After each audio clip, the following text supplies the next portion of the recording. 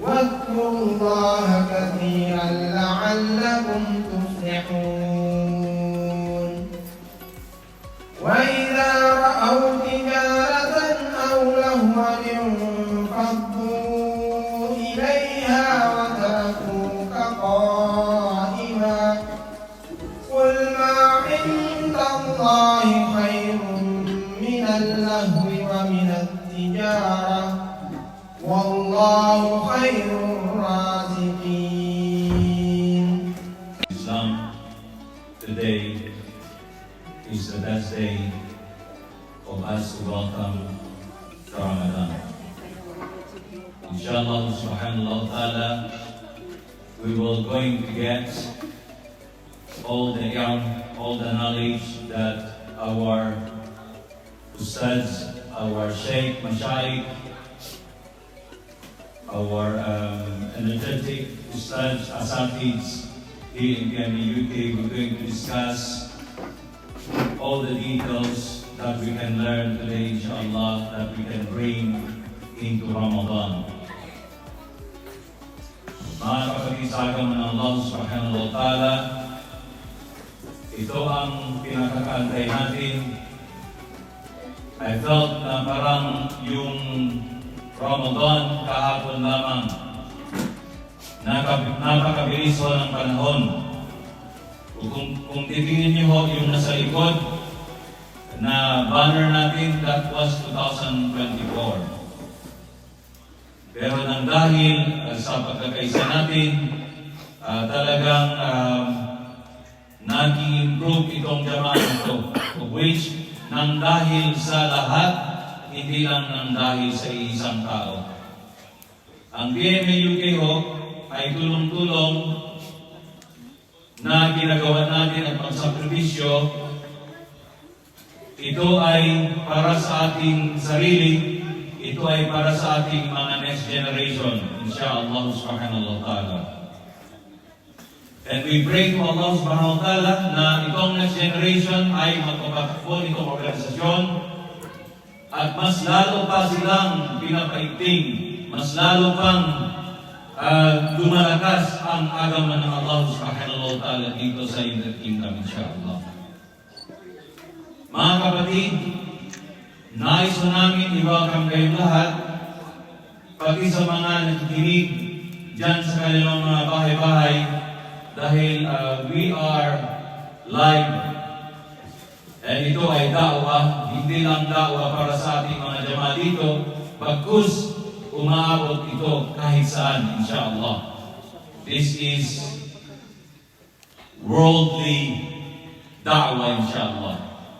And I am very proud to say, ito mga alim ulama natin na nasa harapan nyo, ito ay mga kapatid natin, pinagukulan nila ang kanilang mga oras, buhay, para lang sa agama ng Allah subhanahu wa ta'ala. Ang mga ulama natin, pag nakikinig tayo sa mga da'wah, pag nakikinig tayo sa mga ustads, mga khutbah, narinig natin ito. Al-ulama, warasatul anbiya.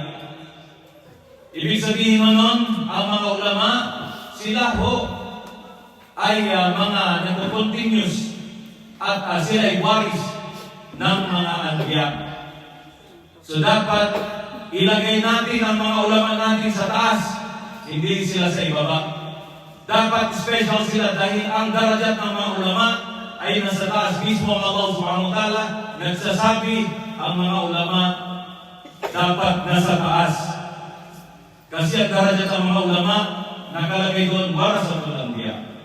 Kaya ang PME UK ho, binibigyan namin ng espesyal na pagrerespeto sa mga ulama natin. Dahil kung hindi sa kanila, hindi tayo bibigyan ng Allah subhanahu wa ta'ala ng kung ano ang ating minimiti.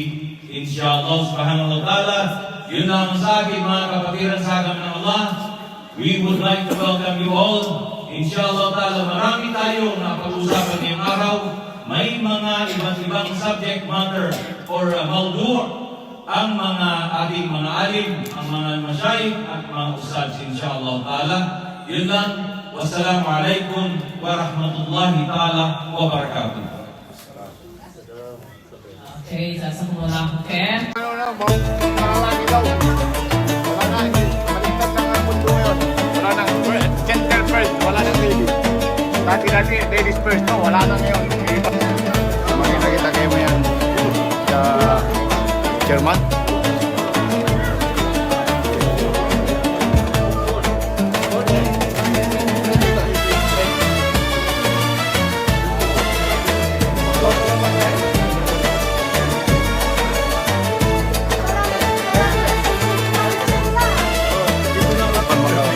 Love, lihat yang kita asal sini. Siap. Apa itu kemarin keren? Assalamualaikum warahmatullahi wabarakatuh.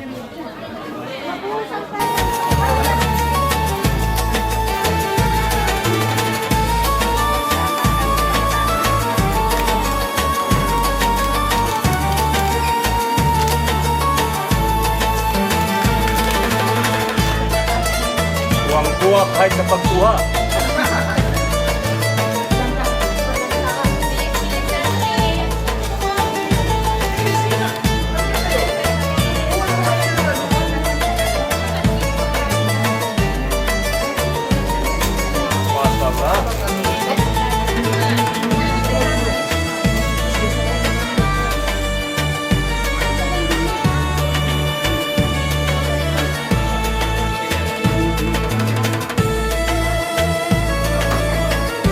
Ano, ladies now?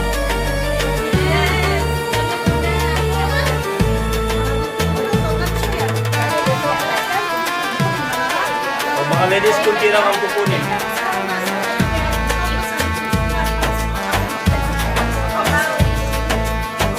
Oy, ang daya.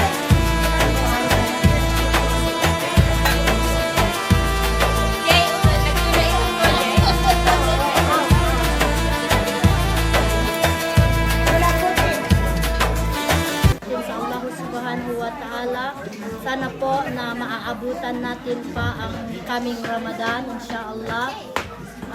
Sabay-sabay po tayo maghingi sa dua na sana po nagbibigyan tayo ng Allah Subhanahu wa Ta'ala ng magandang biyaya. At saka sana po maaabutan natin itong special day na Ramadan na taon na pag aanuhan ng mga lahat tayong mga Muslim. Sana po ay ito ay gantimpalaan tayo ng Allah Subhanahu wa Ta'ala sa araw na to. So maraming salamat po sa pagpunta ninyo sa araw na to.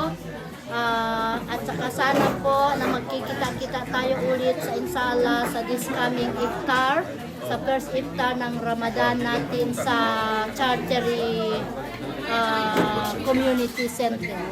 Allah na magkikita-kita tayo sa iftar. Maraming salamat. Wahiya, assalamualaikum warahmatullahi ta'ala wabarakatuh.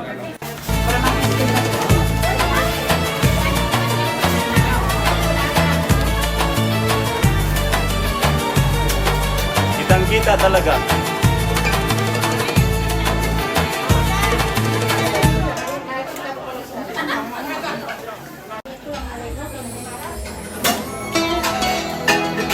Behind the scenes ito.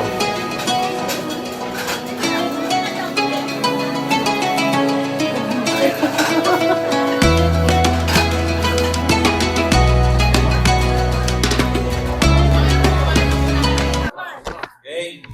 Ang sa next ay si Ustaz Ashraf. Yeah. Ang pangatlo ay si Sheikh Ibrahim Ali. Okay. Ang pangapat ay si Sheikh Abdul Fattah Halil. Ang panglima natin ay si Ustaz Hamad Amalon. Ang ating mga OIC. Ang panganim ay si Ustaz Abu Rashad Tuan. Ang panghuli ay si Ustaz Abu Rayyan Sandala. Sa lahat sila, naiipon na lahat. Ang quiz ko sa susunod, meron nang galing sa Tawi-Tawi pati Holo. Inshallah. Darating din yan. Inshallah ta'ala. Ang buha ko. Dahil Ikaw na yan sa tawi-tawi. dahil sa Tawi-Tawi, tayo lang ho ay isang estudyante, inshallah. So, ito, na-identify na natin ang mga ustad natin. Mamaya, i-introduce ko sila pa isa-isa kung saan sila nagkampos, inshallah. Para nang sa ganon, malaman natin na itong PMNUK ng mga ulama ay hindi basta-basta. Iniukol nilang kanilang panahon. May isa nga dito nakapagtapos ng pero sinakripisyo pa yun para yung makapag-aral ng agama natin, inshallah. So, sabihin ko lang kay Ma'am niya, I'm very excited. Of Jordan, mashallah, Allahu Akbar. Ang kanyang major ay Kulliyatu Sharia. I would like to call our Sheikh, no other than Ustaz Sheikh Abdul Fattah Halim. Fayatafaddal ya Ustaz. أعوذ بالله من الشيطان الرجيم بسم الله الرحمن الرحيم سبحانك لا علم لنا إلا ما علمتنا إنك أنت العليم الحكيم وطيبتم وطاب ممساكم وتبوأت من الجنة المنزلة وبعد فالسلام عليكم ورحمة الله تعالى جميعا وبركاته. Mga pagali siya sa agama Islam. Magidyan ibabay mama nakatalamba sa kanunya ang pagkaragyan tanutanan na bagurasan ko ng pagurumatan ko sa kanutanan. Gabi-gabi rin iseha niya si Sheikh Ibrahim ng gusto German tanu ama na si Jomar Hasan nang ulangon o sikitan no rumba niya.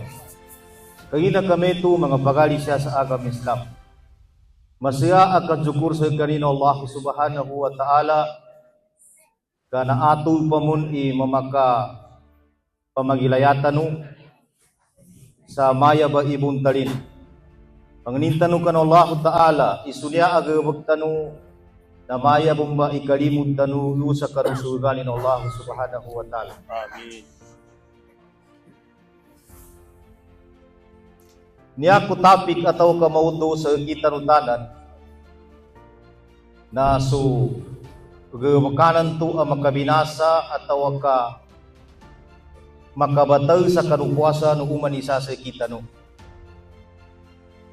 Kainaandang agasabutan tanu ikapuasa niya na iniganat sa kanuhukumani ng gusto mga pagdail na andang agasabutan tanutanan. Kagina kakasabutan tanu kapupuasan niya sa gamanat sa kanuhukuman ng gusuangon o kapyanani na nasisita ustad na kasabutan tanubon mambu unginganin ba mamakabatawon atau kamakabinasa yun. Kailangan natin malaman kung ano ang mga bagay na nakakasira sa ating pagkaayuno. Dapat malaman din natin yun. Alam natin kung ano ang paano tayo magkaayuno at alam din natin na kung gaano kalaki ang gantimpala na ibibigay sa atin ng Allah. Kaya dapat alamin din natin ang mga bagay na dapat kung anong nakakasira para hindi masasayang ang ating pag-aayuno. Sa Ipatabanal Yaman, isa sa sekretar ng Nabi Muhammad sallallahu alaihi wasallam. Alam mo ba kung ano ang ginagawa ng yung isang sahabi? Pag nagkasalubong niya ang yung Rasul sallallahu alaihi wasallam, itinatanong niya kung ano ba ang mga bagay na masasama. Si Huzaifa ibn al-Yaman yun. Tinatanong niya kung ano ang mga bagay na nakakasira o mga masama, kundi para iwasan yun. Kaya sa atin, alam natin ang pag-ayuno, dapat alam din natin kung anong mga bagay na nakakasira. Pasensya na po sa ating mga Tagalog kasi medyo hindi pa tayo sanay. Alhamdulillah. Ang bagay na nakakasira sa ating pag-aayuno ay pagkain at pag-inom ng sinasadya. Kainom ng ukakan sa patibaban. Nginganin idalil. Ano ba ang dalil? Sinabi ng Nabi Muhammad sallallahu alaihi wasallam, "Man nasiya wa huwa sa'im fa akala aw shariya falyatim saumahu." Antenganin itaw kung sino man ang taong nag-aayuno at nakakain siya o nakapag-inom na nakalimutan niya pala, hindi sinasadya, ay walang problema doon. Ang iyong saum niya o pag-ayunin niya ay valid pa rin. Pero pag sinadya niya, iba na yon, ibang usapan na yon. Ano ang dapat sa kanya? Qada. Ibig sabihin ay mapalitan niya ang yung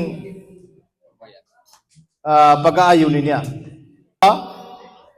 Ay ang tinatawag na algima. Kapit sa asawa sa buwan ng Ramadan. Pero pag gabi, wala tayong problema doon. Alhamdulillah. Ano ba ang dalil o katibayan na hindi nakakasira ng pag-aayuno ang paglapit sa asawa sa panggabi? Sinabi ng Allah subhanahu wa ta'ala, "Uhilla lakum laylatas siyami rafasu ila nisaikum." Ito ang dalil. Ang pag ginalaw mo ang asawa mo sa gabi ay walang problema. Pero pag umaga, alam mo ba kung ano ang punishment? Qada ma'al kafara. Unang dalil na ang paglapit sa asawa sa umaga ay nakakasira ng pag-aayuno. Pero panggabi, wala pa tayong problema doon. At ito ang yung dalil, "Uhilla lakum laylatas siyami rafasu ila nisaikum." At sinabi ng Nabi Muhammad sallallahu alaihi wasallam, "Idh ja'a ar-rajulu faqala ya Rasulullah, halaktu qala malak qala waqa'tu ala imra'ati wa ana sa'im." May isang lalaki na dumating kay Nabi Muhammad sallallahu alaihi wasallam at sinabi na lalaki na yun, "Ya Rasulullah, ako ay nasisira." Sabi ng mahal na propeta, "Ano ba ang nangyari sa iyo?" Sabi ng lalaki, "Ako ay nagkasala at sa buwan ng Ramadan, araw ng Ramadan, ay nalapitan ko ang asawa ko." Ibig sabihin, hindi niya natiis yung asawa niya. Sabi ng Nabi Muhammad sallallahu alaihi wasallam, "Paalayka bil kapara." Ibig sabihin, makahanap ka ng ulipan, ano ba yan? Alipin na may ligtas mo. Pag wala kang mahanap na alipin na may ligtas mo, ay dapat sa iyo ay mag-ayuno ka na sahrain al-mutatabi'ain. 2 months na sunod-sunod. Pag hindi mo kaya yun, 2 months na pag-aayuno, ay kailangan mo magpakain ng miskin. Sitina miskin. Ibig sabihin, 60 miskin dapat ay makapakain mo. Pangatlo, ang tinatawag na niya. Niya. Ano ba yung niya? Intensyon? Layunin. Wa nabiyuna sallallahu alaihi wasallam yaqul, "Innamal a'malu binniyat." Ibig sabihin, kahit nagsuhur ka o kumakain ka sa madaling araw, na ang intensyon mo ay magbuka ka rin o kumakain ka rin, ay invalid pa rin. Bachelor of Science in Islamic and Arabic Language sa Islamic Paul College, Tripoli, Libya. Other than our Sheikh Ustaz Ibrahim Ali, tafadhalu ya Sheikh. أعوذ بالله من الشيطان الرجيم بسم الله الرحمن الرحيم الحمد لله والصلاة والسلام على من بلغ الرسالة وأدى الأمانة ونصح الأمة وجاهد في الله حق جهاده حتى أتاه اليقين أما بعد أيها الإخوة السلام عليكم ورحمة الله وبركاته. Una't una, ibibigay natin ang lubusang pagpapasalamat sa Allah subhanahu wa ta'ala sa mga ni'mat na pinarating niya sa atin. At pangalawa, magpapasalamat din tayo sa mga kapatid natin na mga member mula sa umpisa, lalo na yung mga aktibo dito sa PME. At lalo na yung mga nagmamanis dito sa PME. Jazakumullahu khaira sa inyong pagsisikap dito sa PME. Sa araw na ito, sa oras na ito,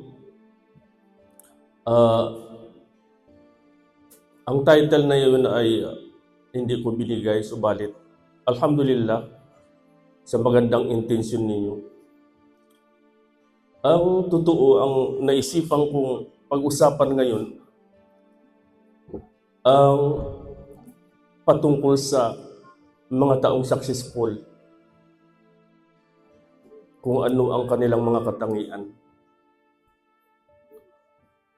Para naman na maaalis at bilang kasagutan na rin sa mga paniniwala ng ibang Muslim na ang Islam daw ay hanggang sa puso lamang.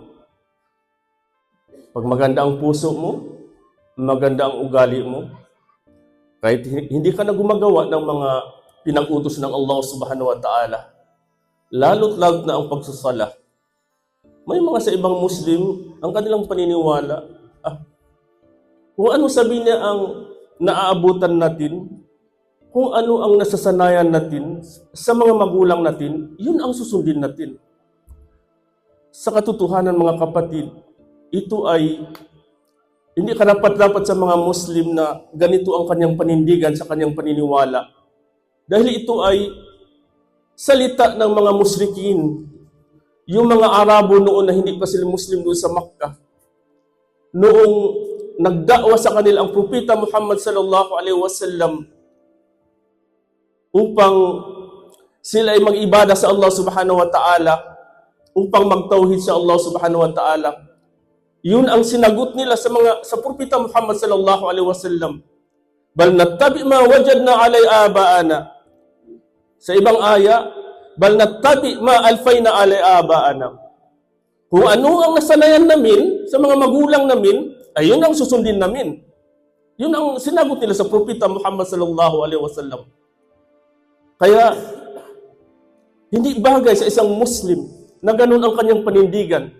Subalit, sa oras na siya nagsahada ng wa ashhadu anna Muhammadan abduhu wa rasuluh, ang ibig sabihin doon ay ikaw ay sumasaksi na ang propeta Muhammad sallallahu alaihi wasallam, siya ang halimbawa sa lahat ng bagay sa inyong pangrelihiyon. Siya ang karapat-dapat sundin sa pangkalahatan ng Muslim. Kaya ang tanong ko, sino ba talaga ang mga taong successful? Ano ang kanilang katangian? Nandito pati sa mundo na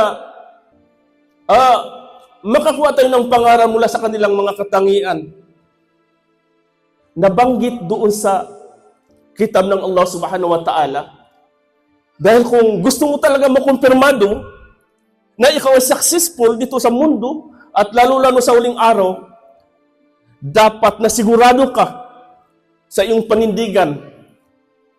Dahil pwede mo kumpirmaduhin na ikaw successful sa pamamagitan ng pagkumpirmado ng Allah subhanahu wa ta'ala at sa kanyang propeta.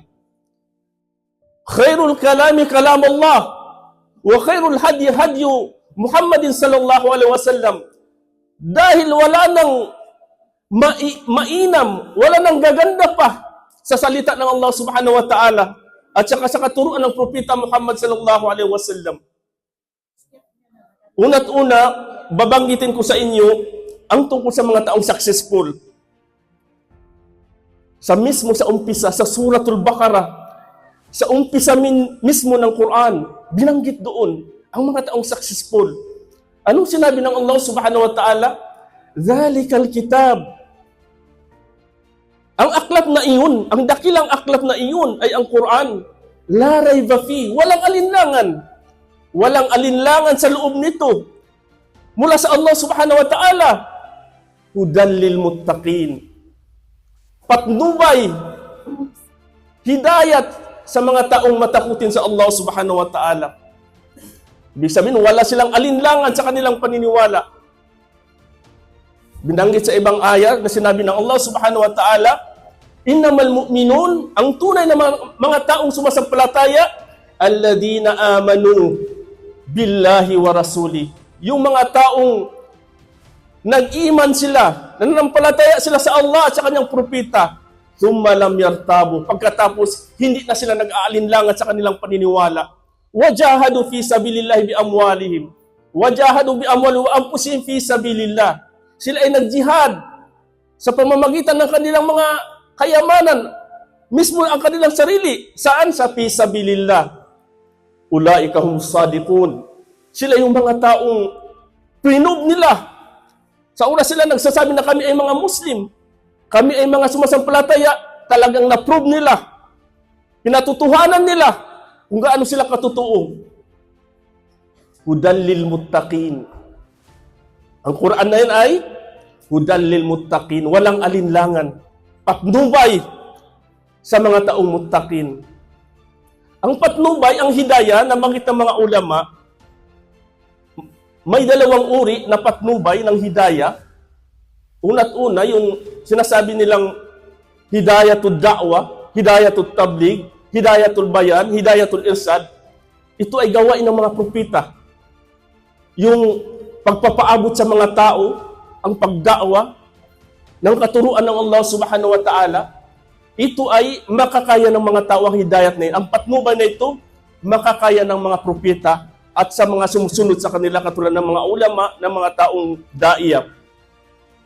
Kayang nila gawin nito.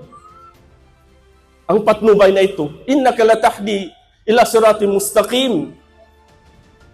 Na katulad ng binanggit ng Allah subhanahu wa ta'ala, isa sa mga halimbawa ng aya, tumutukoy sa hidayatul irsyad, hidayatul bayan, na katulad ng sinabi ng Allah subhanahu wa ta'ala, inna khalaqnal insana min nutfatin. Tunay na linikha namin ang tao mula sa nutfah, mula sa tubig na lumabas sa pagitan ng lalaki at babae. Min nutfatin amsyajin. Naghalo ang nutfah na yan, ang tubig na yan. Min nutfatin amsyajin nabtali. Pagkatapos ng lumabas ng tao na sa mundo na ito, naging akibalig na siya, nabtali. Sabi ng Allah subhanahu wa ta'ala, nabtali. Pagsubukan namin siya. Bigyan namin siya ng pagsubok sa pamamagitan ng utos ng Allah subhanahu wa ta'ala at sa kanyang pagbabawal sa kanya. Bigyan namin siya ng pagsubok, klase-klase ng mga pagsubok. Pagkatapos, paja'alnahu sami'an basira. Linikha namin sa kanya ang kanyang pandinig, ibig sabihin yung kagamitan, ang kanyang pandinig, para makita niya ang lahat ng kung ano ang ipakita ng Allah subhanahu wa ta'ala sa kanya. Paja'alnahu sami'an. Ginawa namin sa kanya ang pangdinig para madinig niya ang lahat ng mga sinasabi mula sa ayat ng Allah subhanahu wa ta'ala. Paja'alnahu sami'an basira.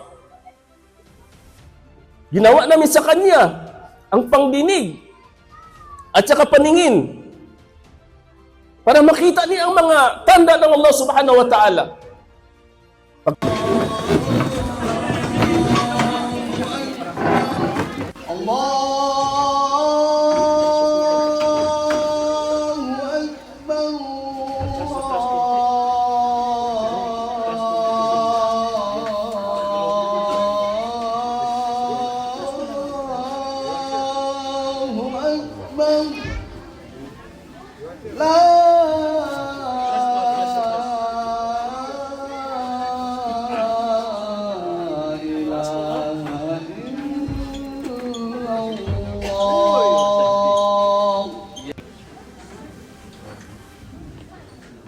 Kamamahal nating ustads na OIC, inshallah. Itong ustads na to, na kapatid natin na walang humpay ang pagtatrabaho dito sa PMA UK. Ang ating mahal na ustads ay nagtapos ng kanyang pag-aaral dito sa dalawang area na pinag-aralan. Unang-una, yung ATJC, Arabic Teaching Junior College, for the preparation of preachers and teachers in Banale, Pagadian City last 2004. At pangalawa, mga kapatid, nagtapusin ang ating ustads dito sa Mahad Luga, sa Wami, dyan sa Marawi City, Philippines. Alhamdulillah ta'ala, I am very proud to introduce you our ustads, no other than Ustads Hamad Amalon. Alhamdulillah, the title of it is How the Prophet and His Companions and the Pious Predecessors Welcome the Blessed Month of Ramadan. Inshallah, ibibigay ko kay Ustads Hamad Amalon at pagkatapos para naman sa ating mga kaanakan, pati mga hindi nakakaintindihan ng Tagalog, I will try my very best again to translate it to you. Maraming salamat. Ustaz, tafadhal. أعوذ بالله من الشيطان الرجيم بسم الله الرحمن الرحيم. Unang-una, malaking pasalamat natin sa Allah Subhanahu wa Ta'ala na tayo nagtitipon-tipon dito. Ang hangarin ay upang kalulugdan ng Allah Subhanahu wa Ta'ala. Ang paksa nating hapon na to ay patungkol sa istikbalo Shahru Ramadan o paano sinasalubong ng Propeta Muhammad sallallahu alaihi wasallam at saka mga sahaba ang buwan ng Ramadan. Alhamdulillahi alladhi ballagana shahra Ramadan shahra as-siyam wal qiyam wa tilawati al-Quran waj'alahu mawsiman lirrahman wa maghfirati ad-dunub والإطق من النيران ونصلي ونسلم على نبينا محمد صلى الله عليه وسلم الذي كان أشد الناس فرحا بقدوم رمضان وأحرصهم على اغتنام أوقاته وعلى آله وأصحابه ومن اتبعهم بإحسان إلى يوم الدين. Ang lahat ng papuri ay ukol sa Allah Subhanahu wa Ta'ala na nagbigay sa atin ng pagkakataong maaabutan ang buwan ng Ramadan. Ang buwan ng pag-aayuno, pagdarasal sa gabi at pagbasa ng Quran. At ginawa niya ito sa itong panahon ng awa, kapatawaran ng mga kasalanan at paglaya mula sa apoy ng impyerno.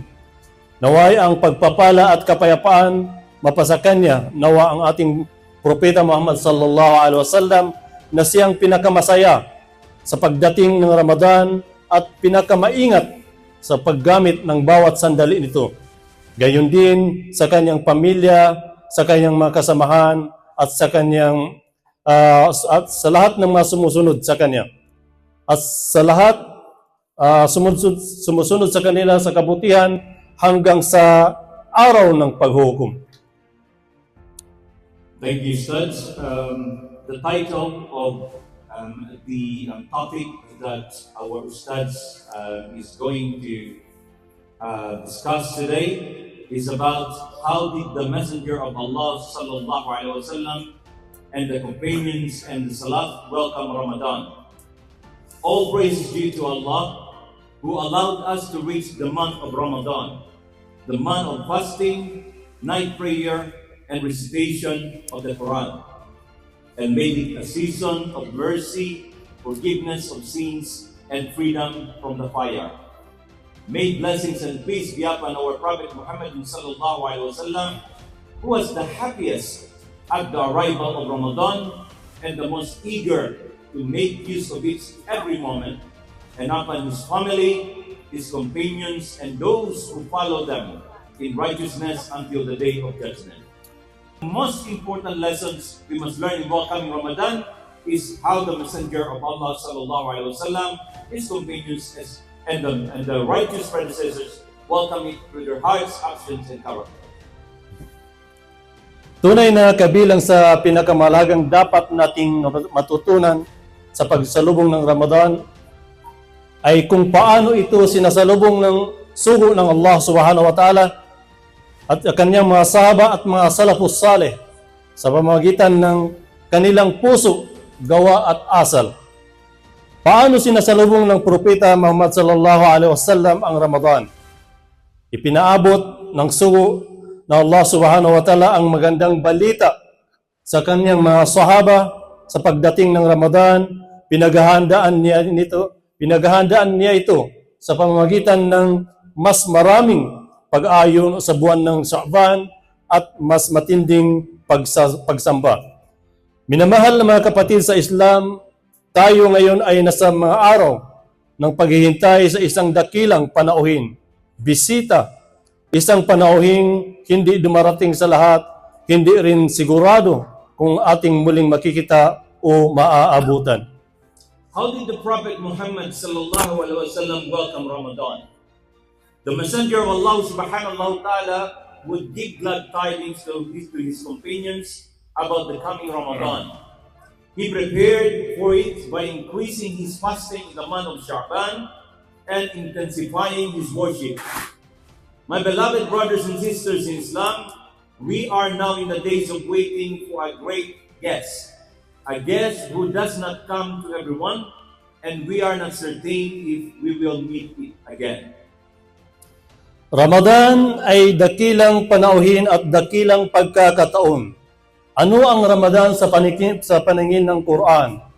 Dalil mula sa Quran, sinabi ng Allah subhanahu wa ta'ala, Ya ayyuhalladhina amanu kutiba alaykumus siyam kama kutiba alal ladhina min qablikum la'allakum tattaqun.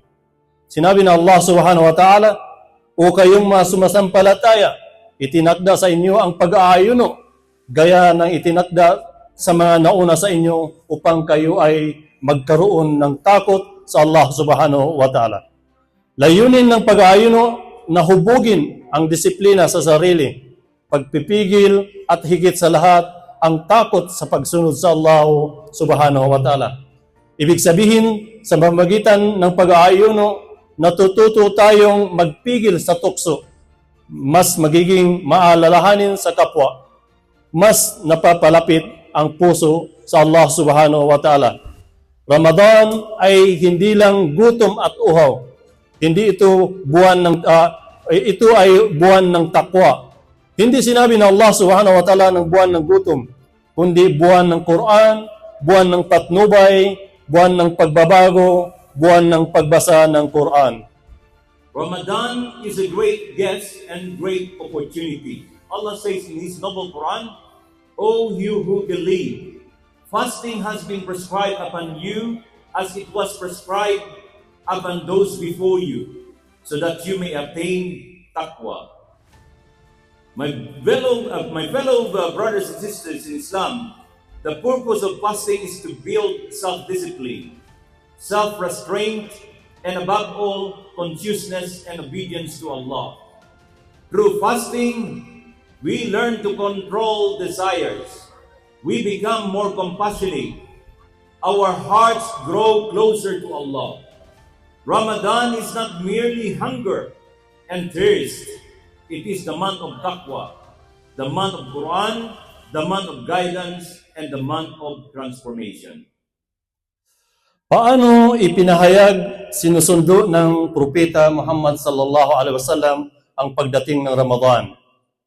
Sinabi ng propeta Muhammad sallallahu alaihi wasallam, kana Rasulullah sallallahu alaihi wasallam yubashshiru ashabahu biqudumi Ramadan, rawahu Ahmad. Ang sugo ng Allah subhanahu wa ta'ala ay karaniwang nagbibigay ng magandang balita sa kanyang mga sahaba tungkol sa pagdating ng Ramadan. Ang hadith na ito ay binibigyan diin ng propeta Muhammad sallallahu alaihi wasallam ang kahalagan ng buwan ng Ramadan. Hindi niya ito tinatrato bilang karaniwang buwan lamang, kundi bilang isang malaking biyaya at pagkakataon. Kaya niya nito ipinagbabalita sa may saya sa kanyang mga sahaba. Ibig sabihin nito, ang Ramadan ay panahon ng awa, kapatawaran at pagpapala mula kay Allah subhanahu wa ta'ala. Dapat itong salubungin ng may tuwa, pananabik at paghanda, hindi katamaran o pangamba. Ang hadith na ito ay paalala na ang Ramadan ay regalo ng Allah subhanahu wa ta'ala at ang tamang o nararapat na saloobin dito ay pasasalamat at kasiglahan sa pagsunod kay Allah subhanahu wa ta'ala. How did the Prophet sallallahu alaihi wasallam announce Ramadan? The Prophet sallallahu alaihi wasallam would give glad tidings to his companions about Ramadan. This shows Ramadan is a season of mercy and forgiveness. It should be welcomed with joy and eagerness. It is a gift from Allah, not a burden. The true loser is not the one who feels hunger, but the one who wastes Ramadan. Wassalamu ala man la nabiyya ba'da. Allahumma ballighna Ramadan wa barik lana fihi. Wa ba'd, assalamu alaikum wa rahmatullahi wa barakatuh.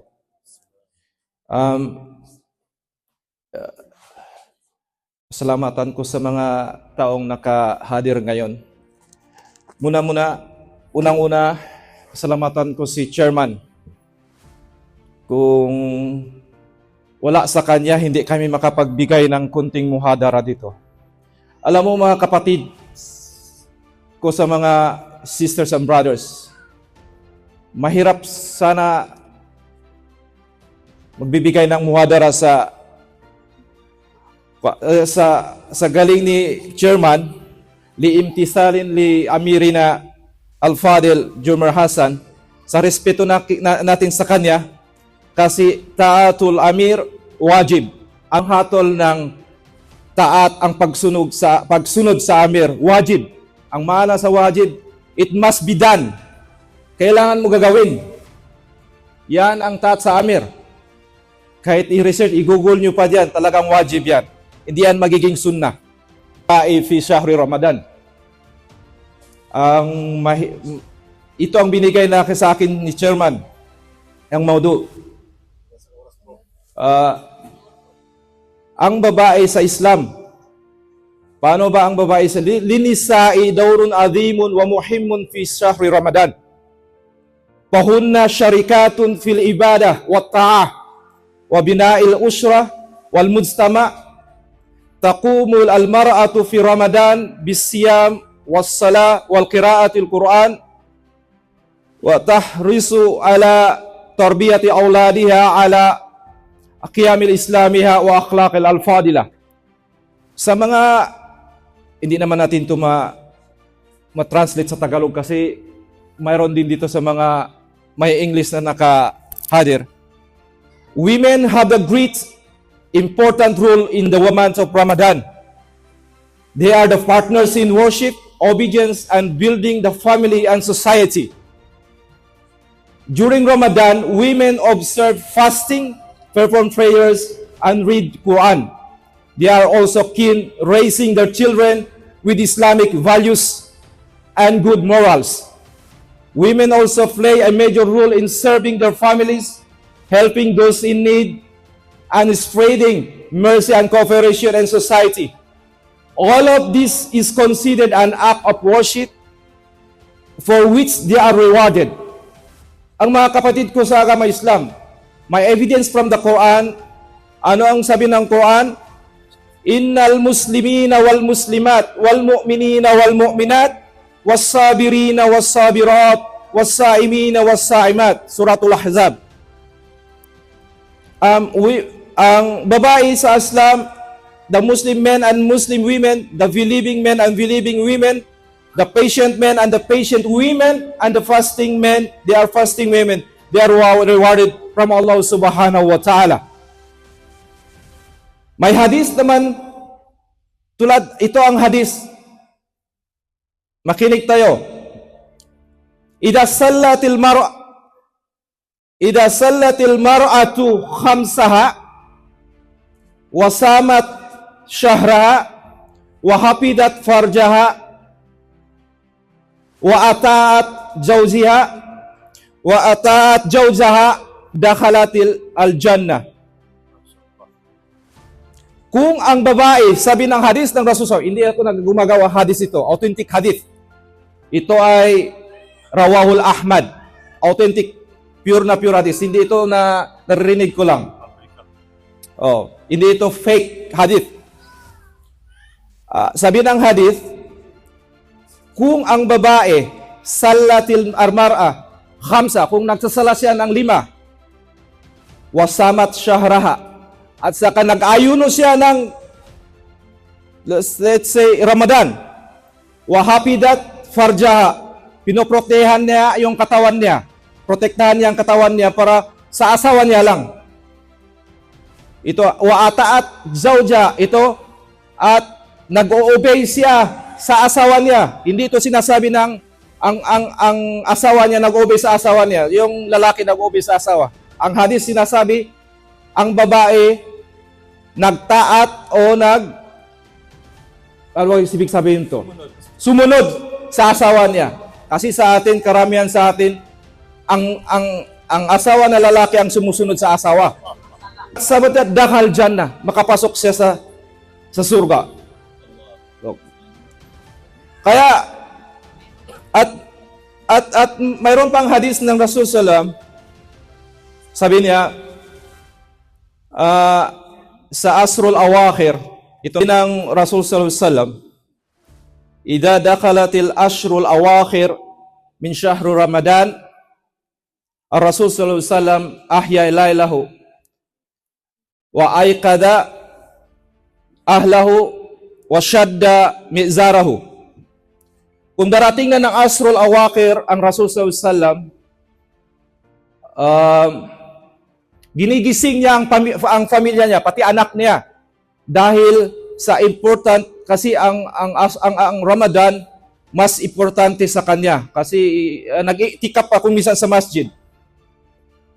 Ginising niya yung mga pamilya niya, yung mga anak niya, asawa niya, para mag-ibadat, magtahajjud. Paano yun? Bakit? Kasi yun ang, mahalaga. Pinaka-importante. Kasi bihira lang ito sa isang taon. Bihira lang ito sa isang taon, ang Ramadan. Ang sa atin, iba. Ginigising ang asawa kasi nakainom ng kape. Maganda sana yun, okay lang sana sa Ramadan. Pero ang ginigising, asawa lang, hindi anak. Ang maganda, ginigising natin, asawa at mga anak natin, dalhin natin mag-ibadat, i-practice natin magtahajjud, mag-ibadat. So, para mas malapit yung makuha natin. Kasi ang Ramadan, ang concept dito ng Ramadan, at takwa. Yun, kung nakuha mo ang takwa sa Ramadan, tapos in the other month, hindi ka nagsasala, hindi ka nag-pray 5 times a day, hindi mo nakukuha ang takwa doon. Kung nakuha natin ang takwa sa Ramadan, kailangan i-continue natin sa ibang hindi Ramadan. Kasi ang Ramadan, pinapractice tayo mag-ibadat, magbasa ng Quran, at lahat ng mga ugali natin, pinapractice natin para magamit natin sa ibang Ramadan. Para nakuha, kung hindi natin i-apply yung sa ibang ibang month ng Ramadan, hindi na kinakuha yung, kaya narinig ko yung hadis kanina, palang hindi ka nakapag-Ramadan. Yun lang ang sa akin. Mga kapatid, konti lang ang oras ko dito kasi may 2 pa tayong speaker siguro. At saka papalapit ng Maghrib. Wa quli qawli hada wastaghfiru li wa lakum. Wa ba'd, assalamu alaikum warahmatullahi wabarakatuh. Siyang Jannah. Sallallahu Yung ang karugtong ng hadith. Oo. Karugtong ng hadith. Papasok siya sa Jannah kahit saan Jannah. Hindi sinabi na doon ka sa Babur Rayyan. Hindi. Kahit saang pintuan ng Jannah. Kumbaga siya magpipili. Siya magpipili. Mashallah. Mas mag-ready na lahat. Allahu Akbar, Allahu Akbar. Allahu Akbar. Allahu Akbar,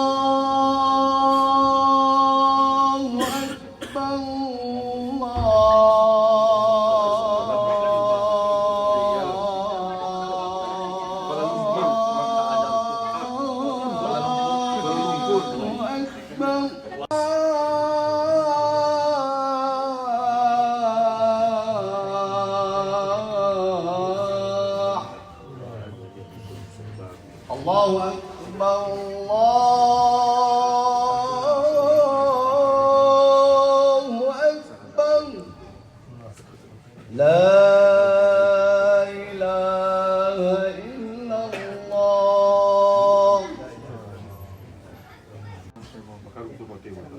Allahu Akbar.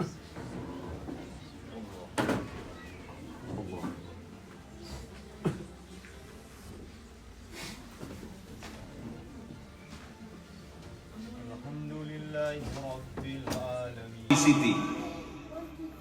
As well as he studied in Jamiat Al-Waqaf Al-Islamiyah, Lilod, Bliss, Marawi City. No other than our Ustad, Ashraf Amiruddin. الرحمن الرحيم الحمد لله الذي علم نورا وجعل جهلا ظلما سيدنا محمد بن عبد الله وعلى آله وصحبه أجمعين أما بعد السلام عليكم ورحمة الله تعالى وبركاته. Una sa lahat, nagpapasalamat ako kay Allah subhanahu wa ta'ala dahil dinugtungan pa niya ang aking buhay para sa araw na ito. Supposed to be, hindi ko to in-expect na makapagsalita ngayon kasi mayroon daw yung isang ustaz natin, mayroon na ujur daw na kailangan niyang umuwi. So binigyan ako ni chairman na kunting panahon, kunting oras na makapagsalita dito. Kasi gusto ko sana gampanan lang ngayong araw na to. Kung mayroon kayong mga katanungan, yun lang ang sasagot. O tutulong ako para masagot yun. Pero dahil binigyan ako ng ating chairman, so kung ano ang makaya ko ngayong sabihin sa inyo, sa aking kunting kaalaman, ay gagawin ko ang lahat para magampanan yun. Binigyan niya ako ng 15 minutes. Pero gusto ko sana 3 oras. Pero wag kayong mabigla kasi sa totoo lang iba yung orasan niyo at saka orasan ko. Kasi ang orasan ko may turbo. Oo. So, una sa lahat, magpasalamat tayo kay Allah Subhanahu wa Ta'ala dahil binibigyan niya tayo ng mga panahon, mga oras na nagagawa natin ang mga simba sa Kanya. Alam niyo, isang araw, ang Nabi Muhammad sallallahu alaihi wasallam may lumapit sa kanya na sahabi. Tapos tinanong siya, "Ya Nabi Allah," sabi niya, "sino ba yung mga tao na surga, mapupunta sa paraiso? At sino ba yung mga tao na naraka, na mapupunta sa impyerno?" Sabi na Nabi Allah Muhammad sallallahu alaihi wasallam, kasi ang Nabi Allah talented siya. Hindi siya makumpronta, pero ilmu ang ginagamit niya. Sabi niya, makinig ka at saka tingnan mo, pagmasdan mo ang mga tao para malaman mo kung sino yung mga tao na tao sa naraka at saka tao sa surga. Tinawag niya ang Salmanul Faris. Si Salmanul Faris ay sa panahon na yun, siya ang may pinakamagandang busis na lalaki. Sabi niya, tumayo ka dito, hey Salmanul Faris. Tumayo ka dito. Tapos kumanta ka. Masyaallah, kumanta. Tapos, sinunod na yun ni Salmanul Faris.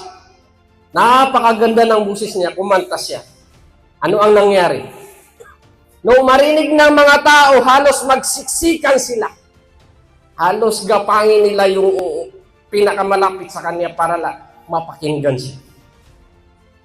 Tapos noong makita ng Rasulullah sallallahu alaihi wasallam na si Salmanul Faris ay napagod na sa pagkanta, sabi niya, tumigil ka. Basahin mo ang Quran. Kalamullah. Basahin mo, sabi niya. Tapos nung nagbasa si Salmanul Faris ng Quran, salita ng Allah subhanahu wa ta'ala, unti-unting nagpulasan yung mga tao. Allahu Akbar. Masya Allah. Wal ya'uzu billah. So noong mapagod na si Salman al-Faris sa pagbabasa ng Quran, sabi niya, magpahinga ka. Itigil mo. So huminto siya sa pagbabasa ng Quran. So noong natapos siya, kukunti rin ang mga taong natira. Kung kailanman kanina lang, napakarami na ng taong nakatayo, halos magsiksikan na sila dahil narinig nila yung kumakanta. Oh. So ano ang pinapatamaan mo? Sa totoo lang, tumatama yun sa atin sa panahon natin ngayon. So ngayon, sinagot ng Rasulullah SAW yung katanungan ng isang sabi niya. Ngayon, nakita mo na sabi niya kung sino yung mga tao na tao sa impyerno at saka sino yung mga tao na tao sa surga. Sino yung sila? Yung mga tao sa impyerno, yun yung mga tao na kanina narinig nila si Salman al-Faris na kumakanta dahil sa kagandahan ng kanyang busis, nagsiksikan sila. Pero noong marinig nila ang Quran, Kitabullah. Kung sino lang ang naiwan dito na nakatayo, nakaupo, o nakatayo, sila yung mga surga. Nakuha nyo? Oh. So amin, inshallah. Kayo, kahit yung mga kasama natin, mga kapatid natin, inshallah, kasi baka mamaya sila, may mga ujur sila. So sila, kasama sila, inshallah, amin. Sana lahat tayo, tao sa surga. Makapasok tayo sa surga. Ngayon bulan ng Ramadan, darating sa atin ang bulan ng Ramadan. Ito ang bulan na kaisa-isang buwanan na punong-puno ito. Punong-puno ito ng himala. Subhanahu wa ta'ala na binigyan ka ng kumplito na pagkatao. Hindi mo mapasalamatan. Saan ang moral mo?